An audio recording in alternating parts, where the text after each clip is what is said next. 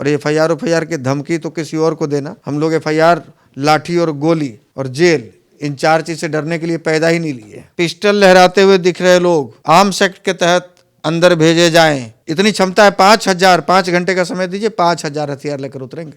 यदि लीगल है तो आप FIR नहीं ना करेंगे, आप जेल नहीं ना भेजेंगे हमको। एक पत्रकार अगर पत्रकारिता ना करे तो क्या अंडा बेचे, दुकान खोल ले या आपकी गुलामी करे? जीभ खींचने की धमकी दी जा रही है, माइक लगाकर झारखंड की सड़कों पर तलवार लेकर।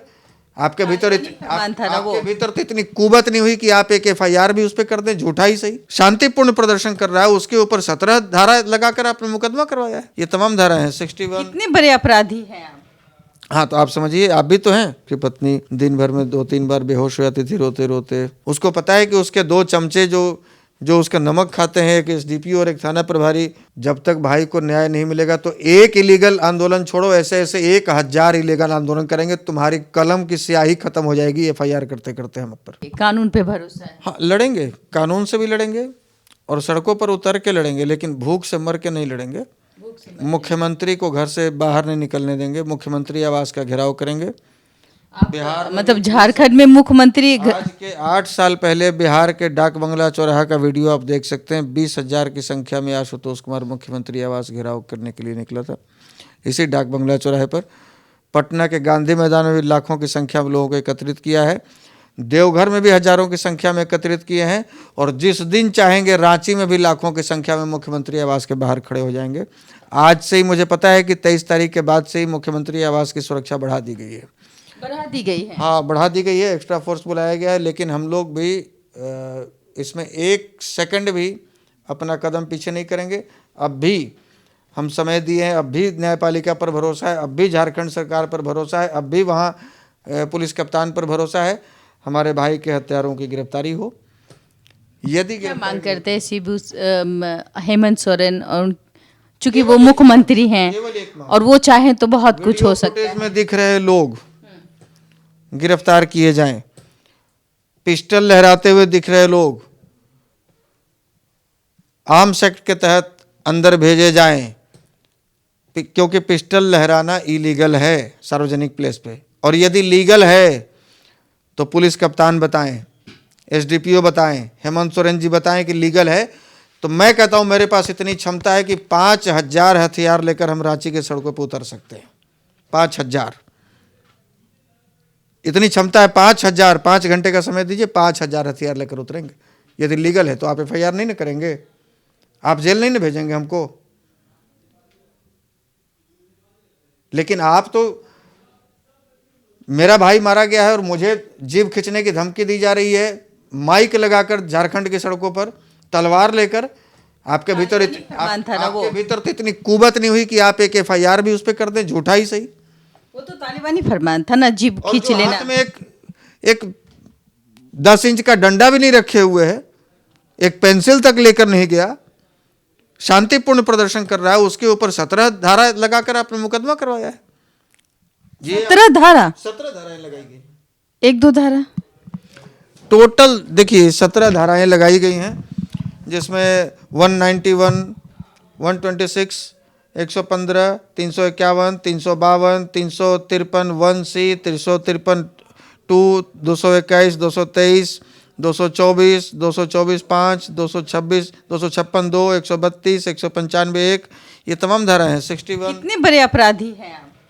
हाँ, तो आप समझिए, आप भी तो हैं। वही तो बता रहे हैं। न्यूज चलाना भी इतना बड़ा अपराध है। आपने क्या दिखा दिया? आपके चैनल ने ऐसा क्या दिखा दिया कि 17 धारा आपके चैनल पर लगे? हाँ, तो अब तो हम आतंकवादी, हमें भी बना दिया गया। आपने तो प्रदर्शन कर रहे लोगों को दिखाया कि भाई आशुतोष कुमार के भाई की हत्या हुई है, यहाँ हजारों लोग सड़कों पर शांतिपूर्ण तरीके से प्रदर्शन कर रहे हैं, न्याय की मांग कर रहे हैं, यही दिखाए होंगे। आपने SDPO को गाली तो नहीं दिया होगा, आपने वहाँ हेमंत सोरेन को गाली तो नहीं दी, मैं दावे के साथ कह सकता हूँ नहीं दी होगी चैनल वाले ने। चैनल क्यों दे? चैनल तो बस जागरूकता दिखाती है, जो उनका, हम चौथे स्तंभ है। आप समझिए कि ये सच दिखाने पर भी 17 धाराओं के तहत मुकदमा दर्ज हो सकता है आप पर, और ये किया है वहाँ SDPO ने। देवघर प्रशासन का कहना है कि आपने अवैध तरीके से जो 72 घंटे आपने बंद कराई है, वो अवैध है, वो नहीं कराना चाहिए। मेरे सवालों का जवाब उन अधिकारियों के पास था कहाँ? हमसे कहा गया कि आपको परमिशन नहीं मिला है, तो परमिशन मिलने का क्या प्रक्रिया है? 72 घंटे पहले आवेदन जाना चाहिए लाउड स्पीकर इस्तेमाल करने के लिए, प्रदर्शन के लिए। मेरे पास रिसीविंग है दोनों, लाउड स्पीकर का भी और प्रदर्शन का भी। मेरे पास दोनों रिसीविंग है और 72 घंटे से भी पहले हमने दिया। मुझे पता है कि ये नौटंकी करते। आपने एसपी महोदय से बात की थी? हाँ, बात की थी। एसपी महोदय ने क्या कहा था? एसपी महोदय कहे थे कि भाई मेरा काम नहीं है, ये एसडीएम और एसडीओ साहब का काम है। मतलब उन्होंने जवाबदेही से हाँ, परमिशन लेना देना एसडीओ और एसडीएम साहब का काम है। नहीं, हत्या के दौरान जब आप उनसे मिले थे, आपने ये नहीं कहा कि हमें उन्होंने समय मांगा था उस समय कि मुझे समय दिया जाए और कई एंगल से मैं जांच कर रहा हूँ। तो दरअसल मेरे पास भी समय देने के अलावा विकल्प क्या था? भाई के क्रियाक्रम करने थे, घर वालों को संभालना था, माँ पिताजी को देखना था, उनके छोटे बच्चे जो पूरे दिन बड़े पापा करते हुए आते हैं हमारे पास, उनको देखना था। उसकी पत्नी दिन भर में 2-3 बार बेहोश हो जाती थी रोते रोते। वो सब मतलब घर की स्थिति ऐसी थी, रोज़ दिन भर में हज़ारों लोग का आना जाना, सारी व्यवस्था करनी। तो मेरे पास भी अब ये क्रियाक्रम हम करते या हम झारखंड में उनके पास धरने पर बैठ जाते, तो मेरे पास भी 14-15 दिन उनको समय देने के अलावा कोई विकल्प नहीं था। तो हमने कहा था कि 21 तारीख को श्राद्ध कर्म है आलोक का, तब तक आपके पास समय है। 22 तक आपके पास समय है, 23 तारीख से हम झारखंड में आ जाएंगे। जिसने आपकी जुबान खींचने की बात की, झारखंड की सरकार है, वो पूरे फुटेज सोशल मीडिया पे वायरल है कि मैं जुबान खींच लूँगा। एक तालिबानी कहा जाए कि आवाज़ गूंजती हुई नज़र आती है कि भाई तालिबान में ही ऐसा कुछ देखने को मिलता है कि इधर आओ जुबान छीन निकाल देंगे आशुतोष। तो झारखंड सरकार को ये नहीं दिखती है, या झारखंड की देवघर की प्रशासन को ये तुल्लक फरमान नहीं दिखाई पड़ा?